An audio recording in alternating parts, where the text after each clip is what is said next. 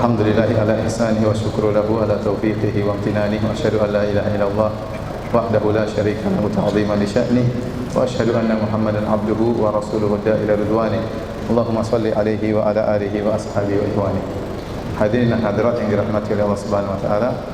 Alhamdulillah pada kesempatan kali ini kita dikumpulkan kembali oleh Allah Subhanahu wa taala dalam rangka untuk belajar hadis-hadis Nabi sallallahu alaihi wasallam. Dan tadi pada kesempatan kali ini kajian kita khususkan tentang fikih puasa. Tadinya saya berniat untuk membacakan Sahih Al-Bukhari, hadis-hadis tentang kitabus siyam, tetapi hadis-hadisnya terlalu banyak. Dan kita hanya punya dua pertemuan ini sama pertemuan depan. Oleh karena saya hanya menyampaikan fikih puasa saja secara singkat. Adapun kalau membahas kitabus siyam butuh mungkin bisa 8 pertemuan ya, saya perkirakan ya. Kalau 8 pertemuan nanti habis Idul Fitri masih lanjut lagi. Karena Ramadan libur total ya, 8 libur total. Baik, insyaallah kita akan menyampaikan fikih Ramadan secara singkat ya. Ikhwani fillah wa fillah azani Allah wa iyyakum. Kita tahu bahwasanya bulan Ramadan adalah bulan yang sangat mulia ya. Oleh karenanya dalam hadis Rasulullah SAW, jika datang bulan Ramadan maka Rasulullah SAW memberi kabar gembira kepada para sahabatnya. Kata Nabi SAW, atakum Ramadan syahrul mubarak. Ya, telah datang kepada kalian bulan Ramadan. Dia adalah bulan yang penuh keberkahan. Ya. Syahrul Ramadan alladzi unzila fihi al-Qur'an. Bulan yang penuh berkah, oleh karenanya Allah pilih bulan tersebut untuk menurunkan apa? Al-Qur'an. Dan tatkala dikatakan bulan tersebut bulan yang penuh berkah, berarti amal soleh di bulan tersebut tidak sama seperti di amal-amal yang di bulan-bulan yang lainnya. Karena keberkahan dalam bahasa Arab artinya kebaikan yang banyak dan menetap. Makanya dikatakan al-birkah ya, atau al-birkah dari bahasa Arab adalah semacam danau atau air yang banyak dan tergenang. Oleh karenanya kata berkah dalam bahasa Arab kembali kepada dua makna. Makna yang berjumlah banyak dan menetap ya. Oleh karenanya kalau dikatakan suatu barakah artinya kebaikan banyak di situ dan menetap. Karenanya bulan Ramadan bukan bulan sembarangan, tapi bulan yang penuh keberkahan. Amal soleh di bulan tersebut tidak sama seperti amal soleh di bulan yang lainnya. Adapun yang disebutkan oleh sebagian orang bahwasanya amalan sunnah di bulan Ramadan sama dengan amalan wajib di bulan yang lain, ini tidak ada dalilnya. Tidak ada dalilnya. Tapi kita katakan amal soleh di bulan Ramadan pahalanya berlipat ganda karena dia bulan yang penuh keberkahan. Rasulullah SAW bersabda ya, jika datang bulan Ramadan futihat abwabul jannah wa ghulliqat abwabun niran. Dibukalah pintu-pintu surga. Dalam sebagian riwayat futihat abwabus sama, dibukalah pintu-pintu langit. Dalam riwayat yang lain futihat abwabur rahmah, dibukakanlah pintu-pintu rahmat.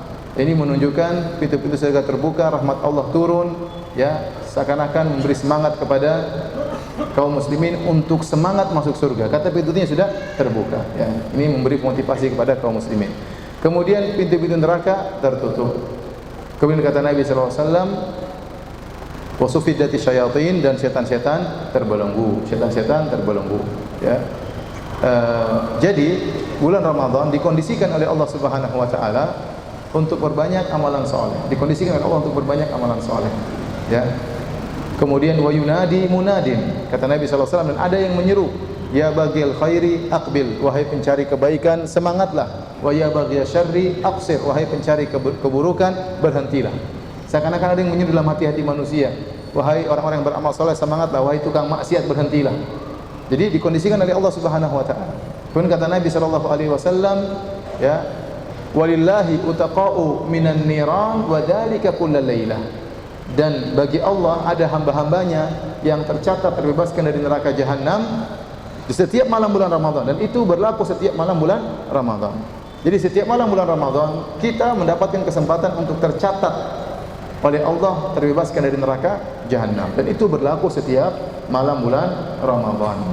Oleh karenanya hadis yang sering disampaikan oleh para khatib bahwasanya Ramadan terbagi menjadi 3. 10 malam yang pertama adalah malam rahmat, kemudian 10 malam yang kedua adalah malam ampunan, dan 10 malam yang ketiga adalah malam bebas dari neraka jahanam. Maka ini hadis yang dhaif, bahkan secara makna juga mungkar.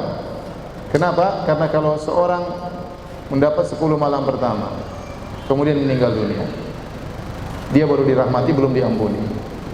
Paham? Atau dia bertemu dengan 10 malam kedua, sudah dapat rahmat, sudah diampuni, belum bebas dari neraka jahanam. Dia harus selesai bertemu dengan 10 malam ketiga. Yang benar, dibebaskan dari neraka jahanam berlaku setiap apa? Setiap malam. Setiap malam itu rahmat dan ampunan dan bebas dari neraka jahanam. Itu berlaku setiap malam. Itu berlaku setiap malam. Jadi Ramadan sudah dikondisikan oleh Allah Subhanahu wa taala. Barang siapa, kata Nabi sallallahu alaihi wasallam, "Man shoma ramadhana imanan wa ihtisaban ghufira lahu ma taqaddama min dhanbi." Barang siapa berpuasa di bulan Ramadan penuh keimanan dan penuh pengharapan, akan diampuni dosa-dosa yang telah lalu. Allah berikan ganjaran ampunan. Kata Nabi sallallahu alaihi wasallam juga, "Man qama ramadhana imanan wa ihtisaban ghufira lahu ma taqaddama min dhanbi." Barang siapa yang berpuasa di bulan Ramadan penuh keimanan, yakin bahwasanya ini adalah syariat Allah, wahtisaban, dan penuh pengharapan. Ini harus dihadirkan dalam hati kita. Syaratnya ada, harus berharap diampuni dosa-dosa. Jangan sampai seorang melaksanakan puasa Ramadan hanya ritual, tapi harus dihadirkan dalam dirinya, karena ini syarat dari Nabi, imanan wahtisaban. Beriman bahwa ini syariat Allah. Yang kedua, berharap agar diampuni oleh Allah Subhanahu wa taala, ghufira lahu ma taqaddama min dhanbi, maka akan diampuni dosa-dosa yang telah lalu. Kata Nabi juga, "Man qama lailatal qadri imanan wa ihtisaban ghufira lahu ma taqaddama min dhanbi." Barang siapa yang menghidupkan malam Lailatul Qadar dengan beribadah, maka akan diampuni dosa-dosanya yang telah lalu. Jadi seluruh malam adalah malam ampunan, malam rahmat, dan malam bebasan neraka jahanam. Sudah dikondisikan oleh Allah Subhanahu wa taala. Pintu surga dibuka, pintu neraka ditutup, setan-setan dibelenggu, ya. Kemudian ada yang menyeru untuk semangat. Nah, kalau ada orang ketemu bulan Ramadan tidak diampuni juga, maka ini orang yang celaka. Suatu hari Rasulullah SAW naik di atas mimbar, kemudian Rasulullah SAW berkata amin. Rasulullah SAW berkata amin sampai 3 kali. Ya, maka para sahabat bertanya, kenapa anda mengucapkan amin? Maka Rasulullah SAW berkata, tadi datang Jibril berkata, ya, man adraka abawaihi indal kibar, ya, ragima anf man adraka abawaihi indal kibar falam yudkhilahul jannah. Celaka orang yang sempat bertemu dengan kedua orang tuanya dalam masa jompo, kemudian dia tidak bisa masuk surga. Ini orang celaka. Kenapa? Karena merawat orang tua di masa jompo itu pahalanya luar biasa. Berbakti kepada orang tua di masa jompo tidak seperti berbakti kepada orang tua di waktu dia masih kuat. Dan kalau sudah dia ketemu dengan orang tuanya di masa jompo, dia pun tidak bisa masuk surga. Ini anak yang kebangetan. Kenapa? Allah sudah berikan dia kesempatan untuk beramal soleh, kesempatan untuk masuk surga dengan merawat kedua orang tuanya tatkala di masa jompo, dia tidak melakukannya, maka ini orang yang celaka. Maka katakanlah amin wahai Muhammad. Rasulullah SAW mengatakan amin. Kemudian kata Nabi SAW, kata Jibril juga kepada Rasulullah SAW, ya, man adraka Ramadan fansalakha falam yughfar lahu ab'adahullah. Kata malaikat Jibril, wahai Muhammad, barang siapa yang bertemu dengan bulan Ramadan, bertemu sebulan penuh, kemudian bulan Ramadan pergi, selesai, dan dia tidak diampuni, maka semoga Allah menjauhkan dia dari rahmat Allah Subhanahu wa taala. Maka Nabi mengatakan amin. Kenapa? Ini juga orang kebangetan. Padahal Ramadan 30 hari atau 29 hari, setiap malam ada kesempatan untuk dicatat terbebas dari neraka jahanam. 30 malam lewat atau 29 malam lewat dan dia tidak dapat catatan terbebas dari neraka jahanam, tidak diampuni oleh Allah, maka ini hamba yang celaka. Oleh karenanya hadirin hadirat yang dirahmati oleh Allah Subhanahu wa taala, ini kesempatan bagi kita untuk bisa berpuasa dengan sebaik-baiknya di bulan Ramadan agar dosa-dosa kita diampuni. Karena kalau dosa-dosa kita diampuni berarti masuk surga. Seorang tidaklah terhalang dari masuk surga kecuali karena dia berdosa. Kalau dosanya sudah diampuni, maka dia pasti masuk surga. Dari sini untuk bisa lebih maksimal menjalankan ibadah puasa di bulan Ramadan, maka kita perlu mempelajari tentang fikih Ramadan, fikih siam, fikih yang berkaitan tentang ibadah-ibadah yang bisa kita kerjakan di bulan Ramadan. Pembahasan pertama para hadirin dan hadirat yang dirahmati oleh Allah Subhanahu wa taala adalah bagaimana menentukan satu Ramadan. Bagaimana menentukan satu Ramadan. uh, menentukan satu Ramadan bisa diketahui dengan dua cara. Pertama dengan terlihat hilal. Yang kedua kalau hilalnya tidak kelihatan maka dengan menyempurnakan bulan Sya'ban. Dalilnya dalam Sahih Al-Bukhari Rasulullah SAW bersabda, "Sumu li ru'yatihi wa aftiru li ru'yatihi. Fa in ghumma 'alaikum faqdurulah."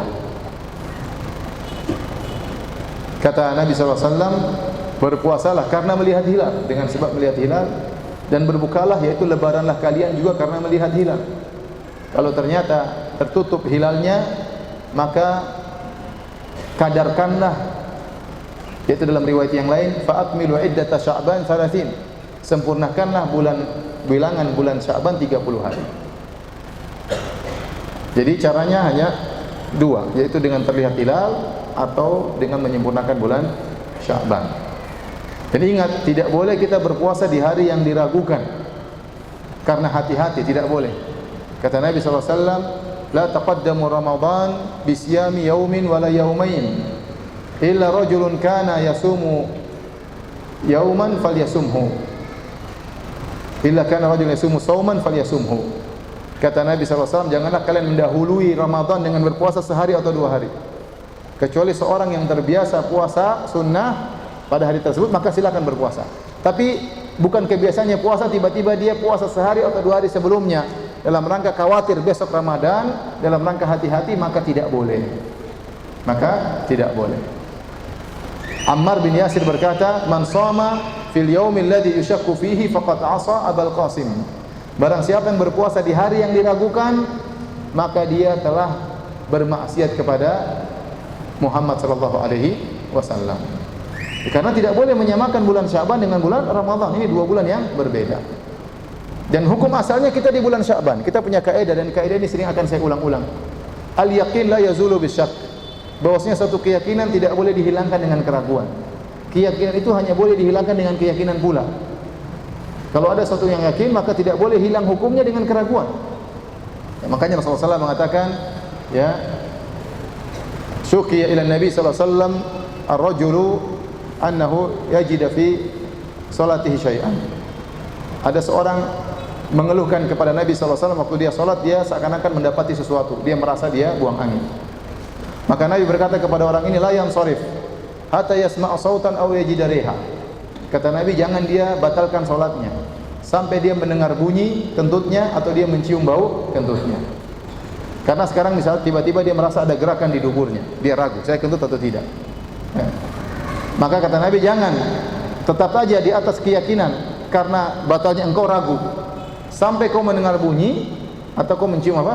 Bau. Kalau udah bunyi sudah selesai. Rasulullah SAW sebutkan bunyi dulu, karena bunyi lebih dahulu sampai ke telinga daripada bau ke hidung.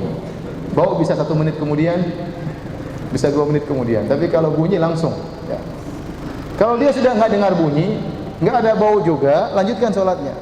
Ustaz, bagaimana kalau yang dengar sebelahnya? Atau yang cium sebelahnya?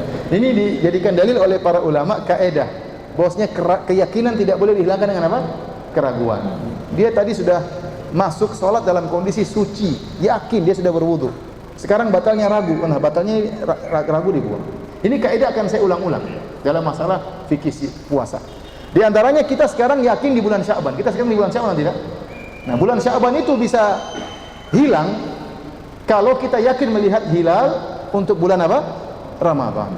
Atau bulan Sya'ban sudah genap 30 hari, karena enggak ada bulan 31. Bulan Hijriah maksimal cuma 30 hari. Nah, kalau kita tidak mendapatkan ini dan ini, berarti kita belum bisa menganggap besok bulan Ramadan. Berarti masih ragu. Nah, hari yang diragukan itu tidak boleh berpuasa pada hari tersebut. Barang siapa yang berpuasa di hari yang diragukan, maka dia telah bermaksiat kepada Rasulnya, kepada Nabi Muhammad SAW. Jadi ini pendapat jumhur ulama, bahwasanya untuk menentukan satu Ramadan harus dengan keyakinan, bukan dengan keraguan. Keyakinan tersebut dengan melihat hilal atau dengan menyempurnakan bulan Sya'ban 30 hari. Ada khilaf di kalangan para ulama. Jumhur ulama 4 mazhab berpendapat bahwasanya yang menjadikan patokan satu Ramadan atau 1 Syawal adalah terlihatnya hilal. Yaitu ru'yatul hilal, terlihatnya hilal, bukan wujudul hilal, bukan adanya hilal. Bukan adanya hilal. Karena sebagian orang menggunakan hisab, kemudian mereka mengatakan menurut perhitungan kita hilal sudah ada meskipun tidak kelihatan. Maka dibantah oleh para ulama untuk menentukan 1 Ramadan bukan adanya hilal tapi terlihatnya apa? Hilal. Karena Nabi mengatakan sumu li ru'yatihi, berpuasalah kalian karena melihat apa? Hilal. Makanya para sahabat keluar melihat hilal. Bukan adanya hilal. Bahkan Nabi berkata, wa in hala bainahu wa bainakumus sahab, kalau ternyata hilal yang ada itu terhalang oleh awan, ya, jadi hala bainahu wa bainakumus sahab. Kata Nabi, kalau seandainya terhalang antara kalian dengan hilal, ada awan yang menghalang, maka fa'akmilu iddata Sya'ban 30, maka sempurnakanlah bilangan Sya'ban 30 hari. Ini dalil bisa jadi hilal itu ada tapi tidak kelihatan. Kalau hilal ada tidak kelihatan, maka kita menggunakan metode kedua, menyempurnakan Sya'ban 30 hari. Ini dijadikan dalil oleh para ulama, jumhur ulama 4 mazhab, bahwasanya menjadi patokan bukan munculnya hilal, bukan adanya hilal. Ingat, bisa jadi hilal itu ada tapi sangat kecil, tidak kelihatan. Sangat kecil tidak kelihatan, maka tidak puasa. Di antara kekurangan hisab, hisab memang bisa menentukan hilal ada atau tidak. Contoh, bagaimana cara kita melihat hilal? Hilal terlihat, kita lihat di cakrawala. Kapan boleh kita lihat? Setelah matahari terbenam. Karena matahari terbenam baru muncul apa? Hilal. Kalau hilal tersebut, kata orang hilalnya sudah tua, dia berada 3 derajat atau 4 derajat di atas cakrawala, jadi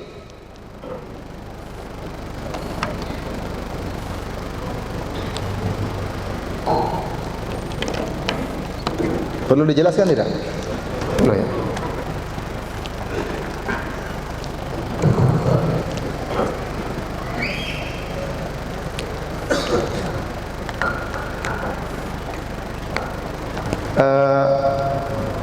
Begini, ini cakrawala. Misalnya anda di tepi pantai, kemudian matahari mau tenggelam. Matahari warna merah ya, mau tenggelam. Orang-orang sudah pada ingin melihat apa? Hilal. Hilal kapan muncul? Tatkala matahari tenggelam, sudah enggak kelihatan lagi, akan kelihatan hilal. Hilal muncul di sini. Ini hilal. Tipis dia. Ini misalnya jarak antara, ini cuma 1 derajat. Terkadang hilalnya agak tua. Begitu matahari tenggelam, dia lebih tinggi lagi, misalnya 2 derajat. Terkadang hilalnya agak tua lagi, mungkin 4 derajat. Antara sini 4 berapa? 4 derajat. Dan hilal sama, hilal juga terbenam ke arah barat. Paham? Begitu matahari tenggelam, baru hilal bisa dilihat. Kalau hilal 4 derajat dengan cakrawala, maka dia lebih besar. 4 derajat berarti apa? Hilalnya lebih besar, ya, dalam kurung sabitnya lebih besar. Pertama, yang kedua, lebih lama di cakrawala sebelum terbenam.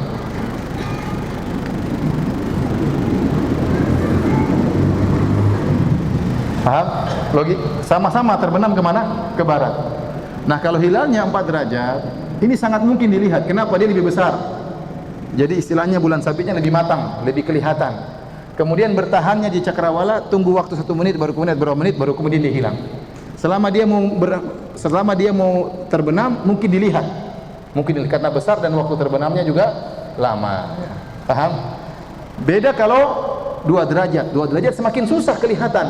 Karena dia lebih tipis dan kemudian apa? Lebih cepat apa? Tenggelamnya. Kalau hilalnya sangat mudah, 1 derajat, mustahil kelihatan. Kenapa? Karena dia sangat tipis, kemudian langsung tenggelam. Dia mungkin ada tapi tidak mungkin kelihatan. Kenapa? Masih terkena dengan cahaya matahari yang tersisa. Sementara dia sangat tipis. Jadi tidak mungkin kelihatan kalau 1 derajat. Paham atau tidak? Paham? Ya. Yang benar. Itulah makanya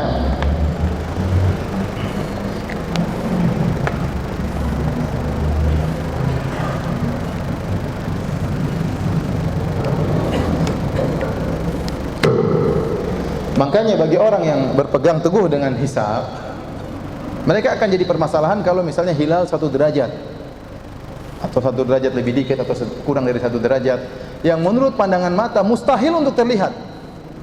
Mau pakai alat pun tidak mungkin kelihatan. Kenapa? Sangat tipis, kemudian tertutup dengan cahaya matahari yang masih ada.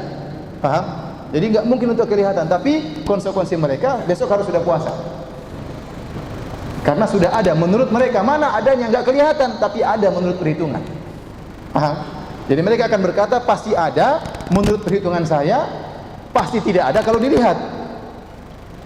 Paham atau tidak?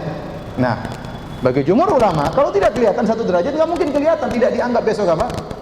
1 Ramadan. Paham ya? Jadi yang menjadi patokan bukan wujudul hilal, tetapi ru'yatul hilal. Hilal itu kelihatan, bukan hilal itu ada. Makanya sering mereka mengatakan, kenapa kita tidak menggunakan hisab? Sementara untuk menentukan waktu sholat, kita bisa menggunakan hisab. Beda, karena untuk menentukan waktu sholat tidak perlu terlihatnya hilal atau sesuatu. Yang penting kita tahu derajat matahari di bawah cakrawala berapa untuk menentukan waktu sholat subuh, kemudian waktu duhur berapa derajat, asar berapa derajat, nggak jadi masalah meskipun nggak kelihatan, karena bukan itu patokannya terlihat atau tidak. Beda dengan puasa Ramadan atau Lebaran, patokannya terlihat apa? Hilal. Bisa paham? Oleh karenanya Ibnu Hajar rahimahullah menyebutkan sebagian pendapat ulama yang juga mengatakan tentang bolehnya menggunakan hisab. Tapi beliau berkata, ijma' ulama, ya, sebagian disebutkan oleh Ibnu Munzir, ini nukil oleh Ibnu Hajar rahimahullahu taala dalam Fathul Bari, ijma' ulama bahwasanya ini juga disampaikan oleh Ibnu Taimiyah dalam Majmu' Fatawa. Ibnu Taimiyah menyampaikan Majmu' Fatawa, Ibnu Hajar menyebutkan dalam Fathul Bari. Para ulama ijma' tidak boleh menggunakan hisab fi sahwi. Tatkala tidak ada awan sama sekali, maka tidak boleh menggunakan apa? Hisab. Ada khilaf di kalangan para ulama, kalau ada awan ini masih ada khilaf. Meskipun pendapatnya kurang kuat, masih ada ulama mengatakan boleh menggunakan hisab kalau apa? Tertutup awan. Tapi dalam kondisi langit sahwu, yaitu kosong, tidak mendung, maka ijma ulama tidak boleh pakai hisab. Paham? Nah, berarti kalau orang yang menggunakan hisab, ya, dalam apapun kondisinya dia telah menyelisih ijma ulama. Yang menyatakan demikian Ibnu Hajar rahimahullahu taala dalam Fathul Bari. Alhamdulillah pemerintah kita menggunakan metode apa? Ru'yatul hilal. Dan itu lebih hati-hati. Itu lebih hati-hati, apalagi pemerintah memiliki beberapa petugas di berbagai provinsi untuk melihat apa? Hilal. Ustaz, yang sering terjadi Ustaz, ada di sebagian daerah setiap kali pemerintah tidak lihat hilal, dia lihat hilal. Selalu daerahnya itu aja. Jadi pemerintah memiliki 27 atau 30 tim lihat hilal, semuanya tidak lihat. Kemudian orang ini selalu di daerah itu juga selalu melihat apa? Hilal. Ini bagaimana yang salah pemerintah, apa matanya dia yang salah lihat? Nah, sebenarnya aturannya kalau sudah ada satu yang lihat, maka semuanya harus ikut. Tetapi dalam hal ini ternyata pemerintah menolak persaksian orang ini. Kenapa pemerintah menolak persaksian orang ini? Karena mungkin pemerintah punya alasan. Saya sudah punya tim banyak, kok nggak ada yang lihat, kok kamu lihat? Yang kamu lihat hilal apa? Hilal asli kah hilal Cina? Paham? Jadi ya kita bilang bagaimanapun, mungkin ada yang lihat, mungkin dia benar, tapi kita tetap ikut keputusan apa? Pemerintah. Itu lebih selamat ya. Karena pemerintah mungkin menolak persaksian dia karena pemerintah mungkin punya dalil. Bagaimana kamu lihat sementara secara perhitungan mungkin sulit dilihat. Seandainya secara hisab, ya hisab itu membantu ya. Ingat, hisab itu membantu tapi bukan memutuskan. Contoh secara hisab, hilal secara hisab akan terlihat pada 3 derajat. Berarti mungkin dilihat. Kalau ada yang lihat ya berarti mungkin kelihatan. Kalau enggak kelihatan, meskipun 3 derajat, mendung semuanya, sebulan Sya'ban 30 hari. Tapi kalau secara perhitungan hilal cuma 1 derajat, sudah nggak usah lihat, nggak bakalan kelihatan. Paham? Jadi hisab itu membantu, bukan untuk apa? Menentukan. Jadi dengan hisab kita tahu hilal mungkin terlihat atau tidak mungkin terlihat. Tapi insya Allah kita sama siapa saja nggak usah khilaf. Kalau ada yang tanya kapan Anda puasa, kita bilang kita sama-sama sepakat kita akan puasa pada tanggal 1 Ramadan. Paham? Nggak usah ribut. Jadi kita sepakat kita puasa tanggal berapa? 1 Ramadan. Dan kita akan Lebaran sepakat insya Allah pada tanggal 1 Syawal. Jadi nggak usah ribut. Ya, nanti jangan diajak ribut sama orang. Saya nggak mau ribut. Pokoknya saya puasa tanggal 1 Ramadan. Ya 1 Ramadan itu yang kapan? Ya sudah saya nggak usah ribut. Pokoknya kita nggak usah ribut. Kita sama-sama puasa 1 Ramadan. Baik. Hadirin hadirat yang dirahmati oleh Allah Subhanahu wa taala. Kalau sudah ternyata terlihat hilal atau ternyata sudah diketahui tidak terlihat hilal tapi sudah 30 Sya'ban, ya, maka malam hari itu kita sudah harus siap-siap berpuasa. Harus siap-siap berpuasa. Yang pertama yang paling penting adalah berniat di malam hari. Di malam hari harus terbetik dalam niat kita azam tekad besok saya mau puasa. Karena puasa wajib seperti puasa bulan Ramadan harus diniatkan sejak malam. Ya, kata Nabi SAW, "Man lam yubayyiti siyam fala siyama lahu." Barang siapa yang tidak pasang niat sejak malam hari, sebelum terbit fajar dia belum pasang niat, maka tidak ada puasa baginya. Ya. Apakah harus dilafalkan? Tidak perlu, tidak perlu. Ya, karena tidak ada dalilnya dari Al-Quran maupun Sunnah Nabi SAW dan tidak dicontohkan dari seorang sahabat pun. Padahal sahabat jumlahnya ribuan. Ya, tidak pernah disebutkan mereka melafalkan niat nawaitu sauma ghadin an ada'i fardhi syahri ramadhana hadhihi sanata lillahi ta'ala. Ya, kita bilang yang rajih pendapat yang kuat meskipun itu pendapat sebagian ahli fikih dari ulama Syafi'iyah mutaakhirin ya terutama, tapi kita katakan pendapat yang lebih kuat adalah pendapat jumhur ulama tidak perlu melafalkan niat. Ya, karena tidak pernah dicontohkan oleh Nabi, tidak datang dalam hadis yang sahih, bahkan hadis yang dhaif pun tidak pernah Nabi sebutkan melafalkan niat, bahkan hadis palsu pun tidak ada. Ya. Oleh karena tidak ada dalilnya sama sekali. Para sahabat, ribuan sahabat pun tidak seorang pun dari mereka melafalkan niat. Ya. Jadi kita katakan yang pendapat lebih kuat adalah yang dilakukan oleh Nabi, kata Rasulullah SAW, wa khairul huda huda Muhammadin sallallahu alaihi wasallam. Sebaik-baik petunjuk adalah petunjuk Rasulullah sallallahu alaihi wasallam.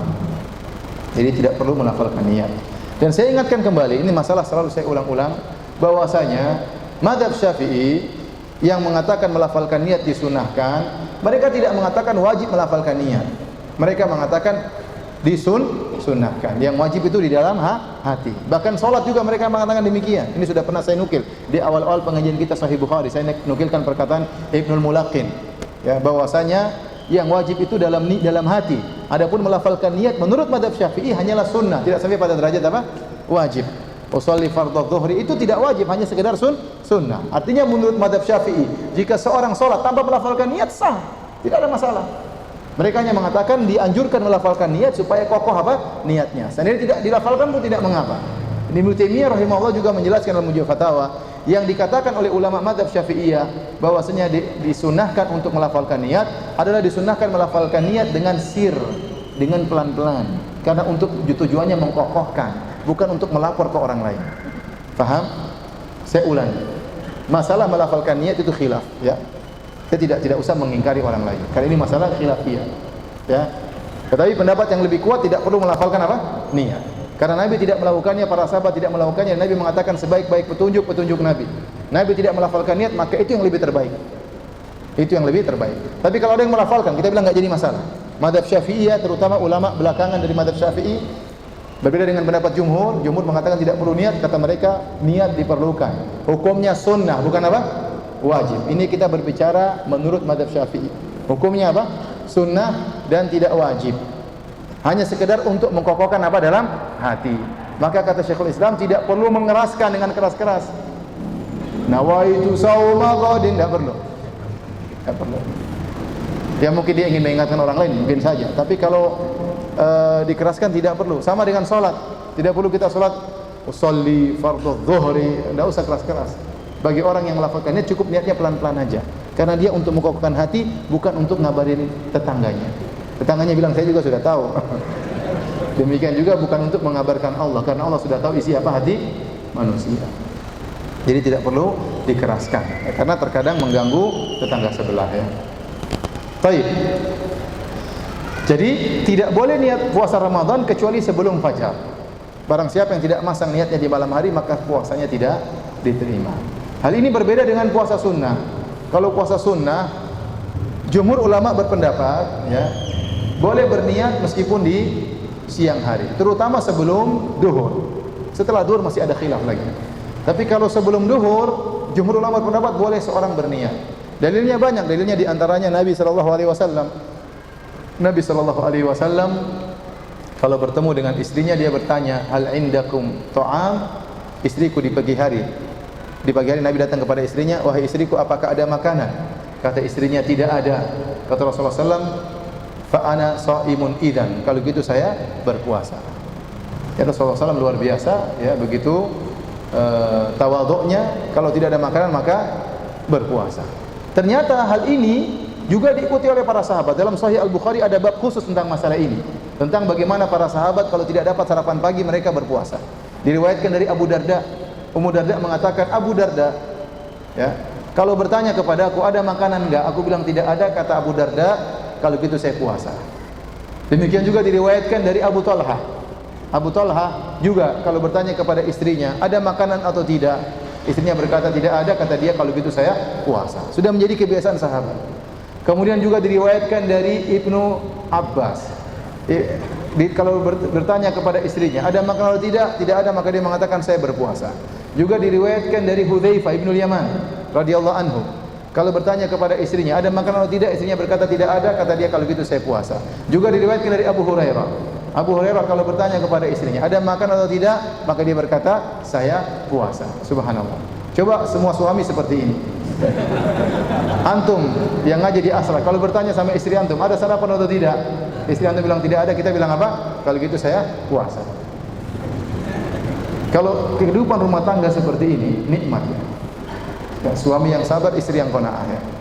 Kalau dua-duanya tidak ada, suami tidak sabar, istri tidak qanaah, ya repot. Bu, ada makanan atau tidak? Tidak ada. Kalau gitu papi puasa. Keren kan? Besok datang lagi, mami ada makanan enggak? Tidak ada makan. Kalau gitu papi puasa. Besoknya lagi, mami ada makanan enggak? Enggak ada. Mami ngapain aja? Papi puasa tiap hari ini. Puasa terpaksa tahu enggak? Istrinya juga tidak qanaah. Gimana mau ada makanan? Papi enggak beliin apa-apa. Lihat kulkas kosong, semua kosong. Apa masak apa? Akhirnya tidak sabar, bertemu dengan tidak qanaah. Selesailah urusan. Ya. Lihatlah bagaimana para sahabat dahulu. Jadi ini dalil bahwasanya berniat untuk puasa sunnah boleh di siang hari. Tetapi kata para ulama seperti perkataan Ibnu Hajar dalam Fathul Bari, bahwasanya argo pahalanya baru mulai sejak dia berniat. Kalau ada orang berniat puasa sunnah, dia baru pasang niat jam 8 pagi, ya sudah, berarti pahalanya mulai berjalan dari jam 8 pagi. Beliau tanya sama istrinya jam 6, Bu, ada makanan enggak? Sayang, enggak ada. Ya sudah, Abi puasa. Ya udah, sejak jam 6 dia berniat, argo pahalanya mengalir. Tapi kalau dia tanya aja jam 11 siang, bangun-bangun ngantuk, Mami ada puasa enggak? Ada makan enggak? Enggak ada. Ya udah, Abi puasa aja, tidur lagi. Berarti pahalanya ngalir sejak jam 11. Paham ya? Jadi innamal a'malu binniyat. Amalan tergantung niat. Ya. Tapi kalau dia tidur kemudian bangun jam 3 sore, belum makan dari pagi, Mami ada makanan enggak? Ada. Aduh, jam 3 tanggung, saya puasa aja deh. Itu ada khilaf. Sebagian ulama mengatakan kalau sudah lewat duhur tidak ada, makan aja. Sebagian mengatakan tidak apa-apa, ya. Jadi ini masalah khilafiyah. Baik. Adapun puasa wajib maka harus berniat sejak malam hari. Baik, sekarang kita sudah berniat besok mau puasa. Nah, niat ini apakah boleh harus per hari atau boleh sebulan penuh? Ya, karena mungkin tiap kita sibuk-sibuk, pokoknya kita tahu besok kita akan puasa. Sebenarnya khilaf ini khilaf yang tidak terlalu besar faedahnya. Kenapa? Karena kalaupun kita berniat sebulan penuh, toh tiap hari kita memang sudah niat buat apa? Puasa. Besok juga pasti pikiran besok saya mau puasa. Besoknya juga saya pikiran besok mau puasa. Tapi pendapat ulama ya mengatakan bahwasanya boleh seorang berniat puasa langsung sebulan penuh. Saya mau puasa sebulan penuh. Ya. Nah, adapun dalilnya disebut oleh Ibnu Hajar rahimahullah dalam Fathul Bari. Itu ada hadis Rasulullah SAW mengatakan bahwasanya Ramadan wa Dzulhijjah la yanqusan. Bahwasanya Ramadan dan bulan Dzulhijjah itu tidak akan berkurang. Di antara tafsiran para ulama bahwasanya tidak akan berkurang pahala dan berkahnya. Meskipun Ramadan dan Dzulhijjah, kalau Ramadan terkadang 30 hari, terkadang 29 hari. Paham? Terkadang 29 hari, terkadang 30 hari. Nabi berkata, Ramadan itu meskipun 29 hari pahalanya sama dengan 30 hari, tidak berkurang pahalanya. Sama Anda puasa 29 hari, sama Anda puasa 30 hari. Karena hitungannya per paket sebulan. Hitungannya per paket sebulan, bukan per hari. Dari sini kata sebagian ulama, ini dalil bahwasanya kita boleh niat juga per paket. Karena dianggap 29 hari dan 30 hari dianggap sama oleh Nabi sallallahu alaihi wasallam dalam perihal pahala. Ya. Oleh karenanya boleh kita niat per paket langsung sebulan. Tapi lebih hati-hati tiap malam kita berniat. Ya. Allah mengatakan boleh berniat sebulan penuh karena ini kemudahan. Namun seandainya dia batal di tengah-tengah, hari ke-14 dia batal, maka malam 15 dia niatkan lagi, saya ingin berpuasa menyelesaikan sisanya. Ya. Baik. Selanjutnya, kalau kita sudah tahu besok tanggal 1 Ramadan, maka kita berusaha menjalankan sunnah, yaitu bersahur. As-sahur dari kalimat sahrun. Sahrun dari jamaknya ashar, seperti firman Allah, wabil ashari hum yastaghfirun. Dan di waktu sahur mereka beristighfar. Dalam ayat yang lain, wal mustaghfirina bil ashar. Allah memuji orang-orang yang beristighfar di waktu sahur. Kata As-Sa'di rahimahullahu taala, yaitu orang-orang tatkala di malam hari mereka salat malam, di penghujung malam menjelang subuh mereka beristighfar. Mereka tidak ujub dengan salat malam mereka. Bahkan mereka tutup salat mereka dengan beristighfar kepada Allah Subhanahu wa taala. Ini waktu yang sangat berkah. Dan sahur atau sahrun itu artinya akhirul lail ma qubailil fajar, yaitu akhir dari malam hari dan menjelang subuh. Menjelang subuh itu namanya waktu sahur. Oleh karenanya namanya makan sahur itu makan di waktu menjelang subuh. Kalau ada orang makan sahur jam 12 malam, itu namanya bukan makan sahur. Itu namanya makan malam. Ada orang makan sahur jam 1 malam, itu namanya bukan makan sahur. Namanya bahaya laten, bahaya lapar tengah malam. Ya. Paham? Namanya sahur itu waktu menjelang subuh, jam 4 kek, ya, apalagi atau jam setengah 4 kek masih masuk akal. Tapi kalau jam 1 itu bukan sahur. Secara bahasa itu bukan makan apa? Makan sahur. Dan sahur ini sunnah yang muakkadah, sunnah yang sangat ditekankan. Datang hadis-hadis sangat banyak menunjukkan wajibnya, seakan-akan wajib. Namun ijma' ulama bahwasanya makan sahur hukumnya sunnah, tidak sampai pada derajat wajib, tetapi sunnah yang sangat ditekankan. Di antaranya Nabi SAW bersabda, tasahharu fa inna fis sahuri barakah. Bersahurlah kalian, karena sungguhnya dalam sahur itu ada keberkahan. Kemudian kata Nabi SAW, ya, halummu ila ghidha'il mubarak. Marilah kita makan makanan yang penuh keberkahan. Kemudian juga Nabi SAW berkata, ya, al-faslu baina siyamina wa siyami ahli kitab akalatus sahur. Pembeda antara puasa kita dengan puasa ahlul kitab adalah makan sahur. Jadi ahlul kitab juga berpuasa dahulunya. Allah telah menyatakan dalam Al-Quran, ya ayyuhalladzina amanu kutiba alaikumus siyamu kama kutiba alal ladzina min qablikum la'allakum tattaqun. Wahai orang-orang yang beriman, diwajibkan atas kalian berpuasa sebagaimana diwajibkan atas orang-orang sebelum kalian, agar kalian bertakwa. Jadi ternyata Allah ingin menjelaskan kepada kita, kewajiban berpuasa itu bukan hukum baru bagi umat Islam. Ternyata umat-umat sebelumnya juga dulu berpuasa. Hanya saja dulu mereka lebih berat lagi. Dulu mereka tidak bersahur. Dulu mereka tidak bersahur, makan buka puasa aja, nanti sudah malam sudah nggak boleh makan lagi, dan mereka tidak bersahur. Ya.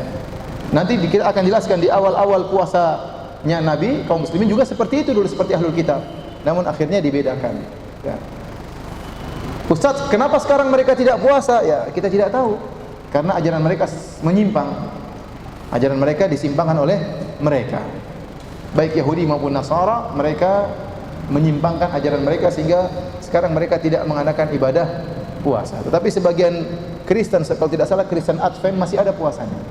Saya waktu di Sorong ada beberapa macam Kristen, ada Kristen Katolik, Protestan, ada Pantekosta, di antaranya Kristen Advent. Saya dengar mereka juga berpuasa, tapi entah berapa hari, ya. Saya tidak tahu, Allah alam bisawab, ya. Maka Nabi mengatakan, al-faslu baina siyamina wa siyami ahli kitab aklatus sahur. Pembeda antara puasa kita dengan puasa ahlul kitab adalah makan makan sahur. Nabi mengatakan dalam hadis yang lain, tasahharu walau bi jur'atin min ma. Hendaknya kalian bersahur meskipun hanya meminum seteguk air. Dalam dalam riwayat yang lain, walau bi luqmatin, meskipun hanya sesuap makanan.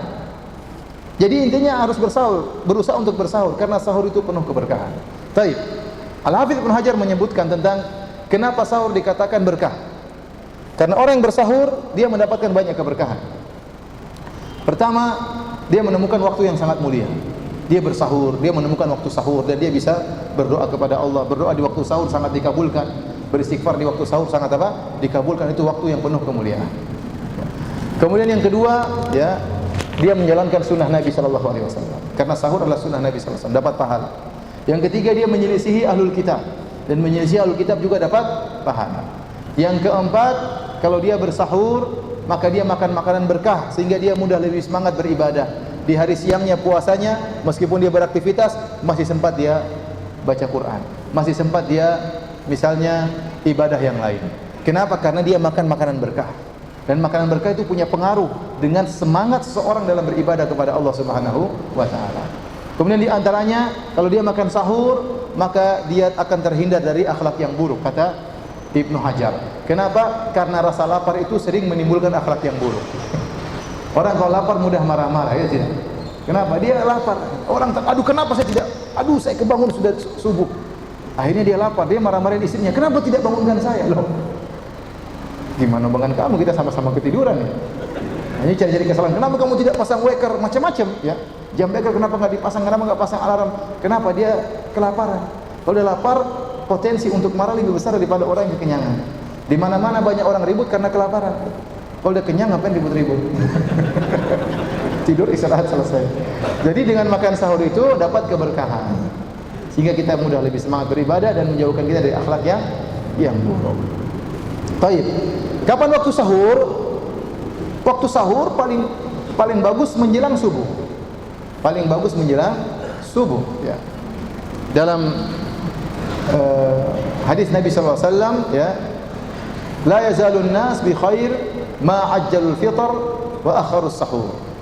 Senantiasa umat ini dalam kebaikan selama mereka menyegerakan berbuka dan mengakhirkan sahur. Selama mereka menyegerakan berbuka dan mengakhirkan apa? Sahur. Oleh karenanya sunnahnya adalah ta'khirus sahur, mengakhirkan sahur. Dalam hadis kata Anas bin Malik dari Zaid bin Thabit radhiyallahu anhu, Zaid bin Thabit berkata, "Tasahharna ma'an Nabi sallallahu alaihi wasallam, thumma qama ila shalah." Kami makan sahur bersama Nabi sallallahu alaihi wasallam. Lalu Nabi pergi salat.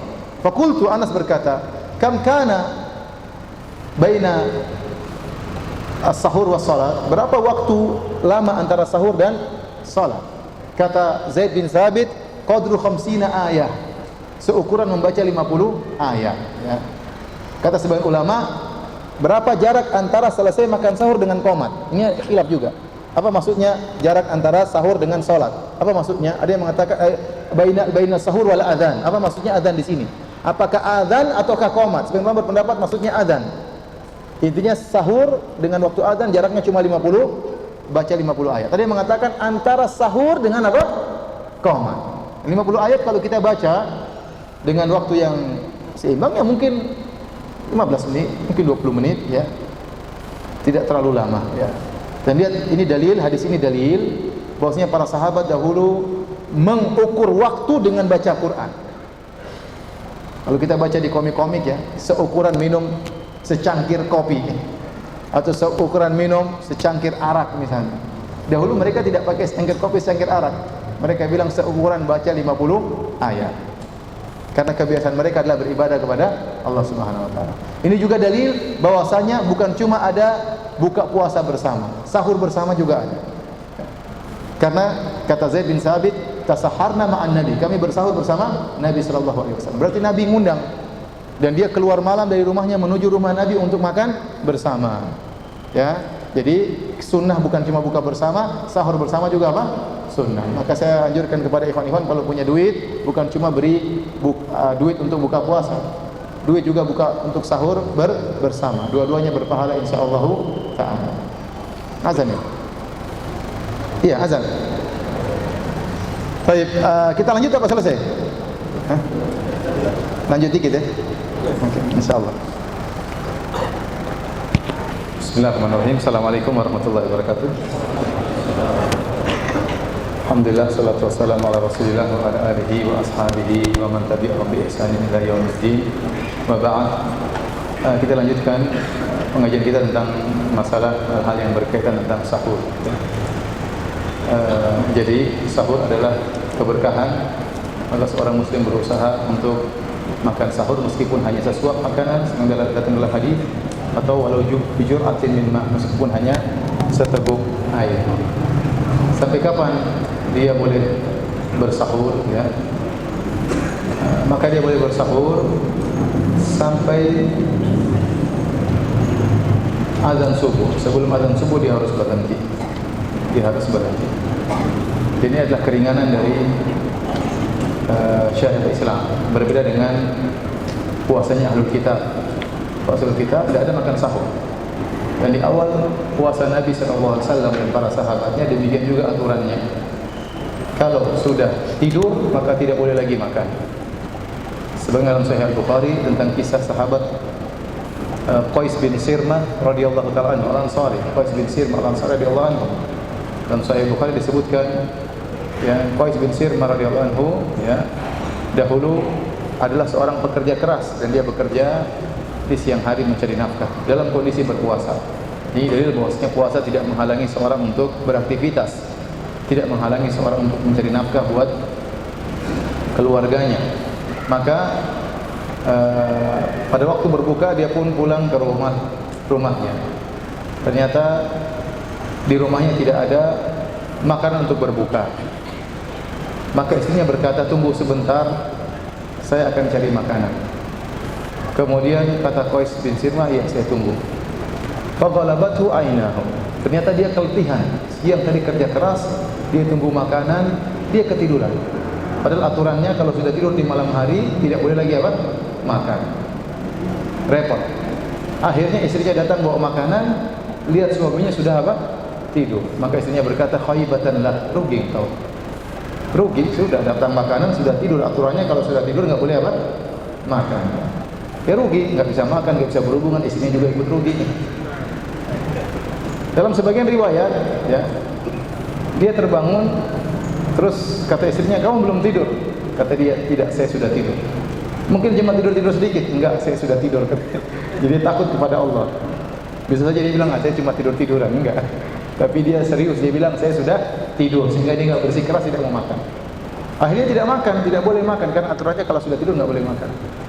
Terus sampai akhirnya besok siang dia kerja lagi. Kerja lagi di siang hari, akhirnya dia capek, dia pun pingsan.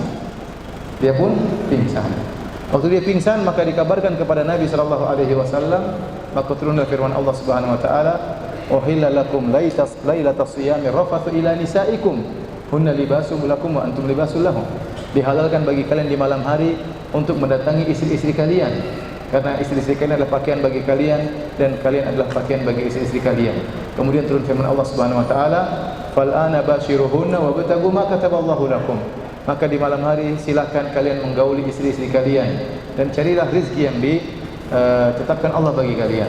Wa kulu washrabu, makanlah dan minum kalian hatta yatabayyana lakumul khaytul abyadu minal khaytil aswadi minal fajr, sampai jelas benang hitam dari benang putih dari benang hitam, yaitu sampai terbit fajar.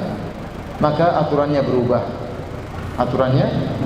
Maka sejak saat itu seorang boleh makan dan boleh minum dan boleh bergaul dengan istrinya sampai terbit apa?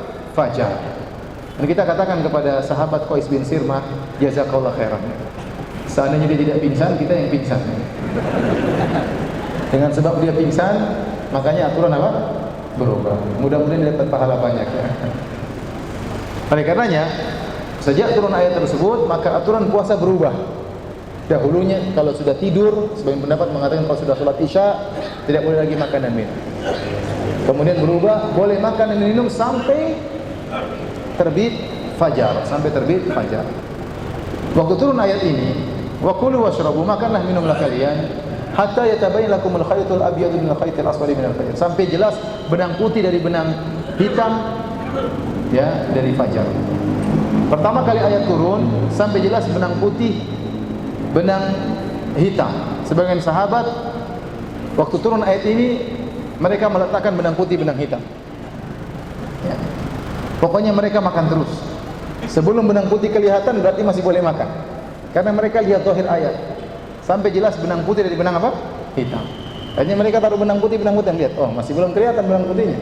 Makan terus saja, belum makan terus. Ternyata kemudian Rasulullah SAW tegur, yang benar adalah minal fajar. Maksudnya benang putih, maksudnya fajar. Dari benang hitam, maksudnya dari langit yang apa? Hitam. Kalau sudah terbit fajar, maka berhenti makan.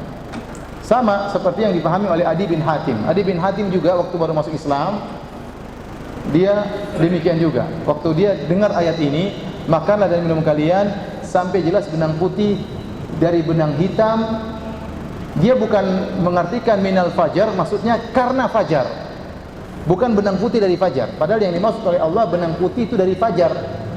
Karena keluarnya fajar seperti benang apa? Benang putih.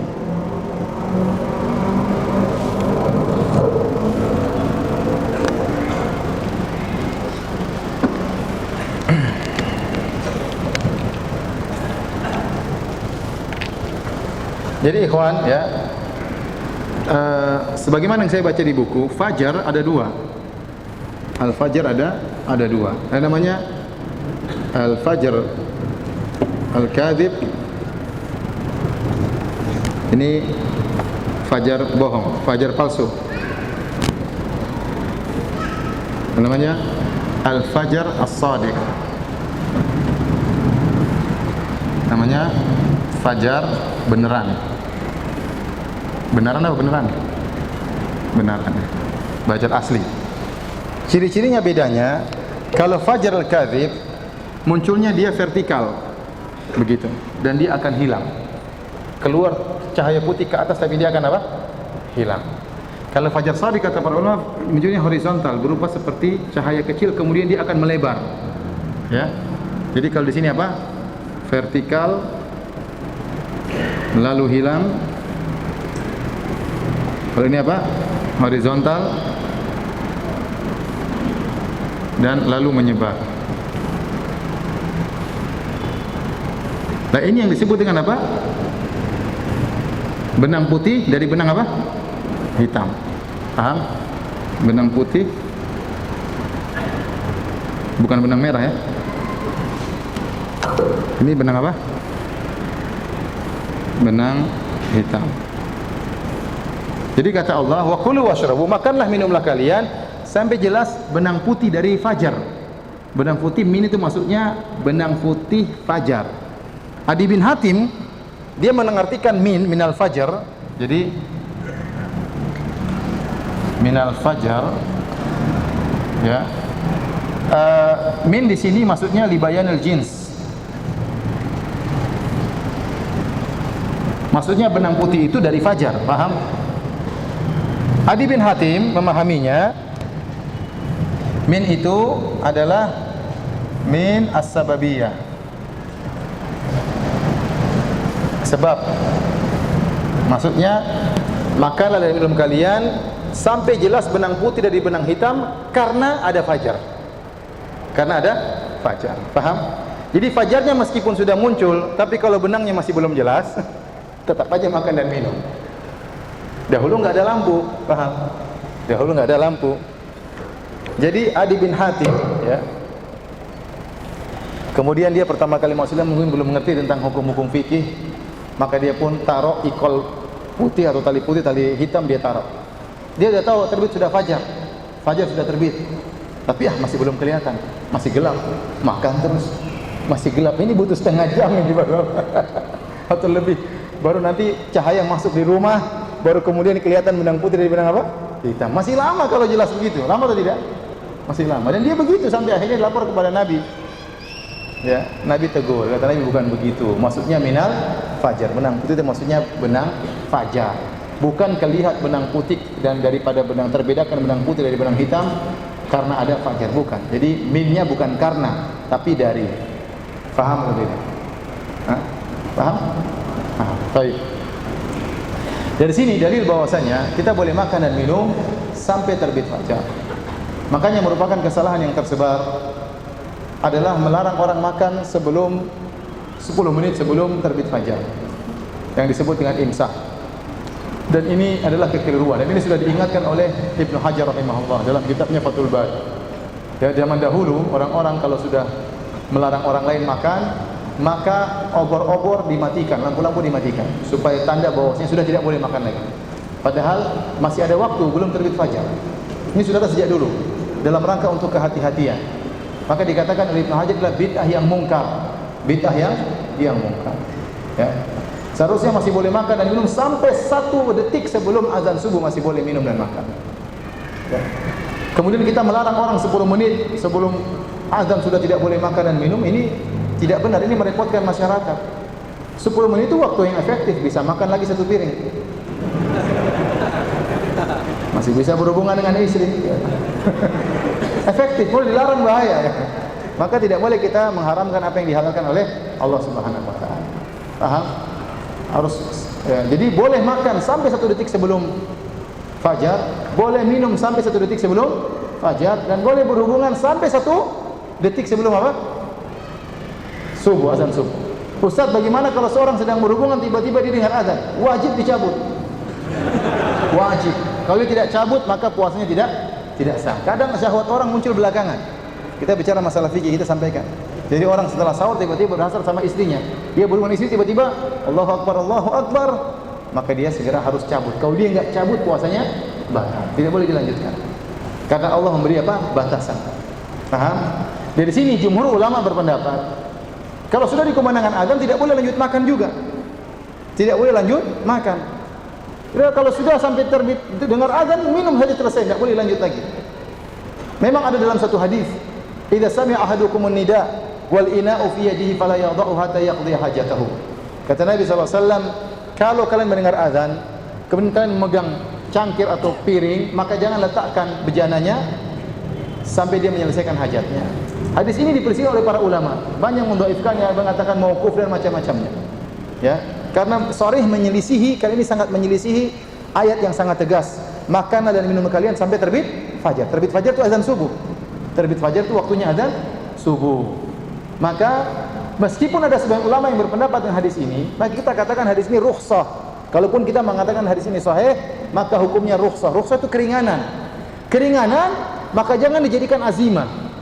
Ada namanya azimah hukum asal, ada namanya rukhsah, rukhsah keringanan. Maka kalau kita sudah sedang makan, tiba-tiba mendengar azan, maka kita segera selesaikan.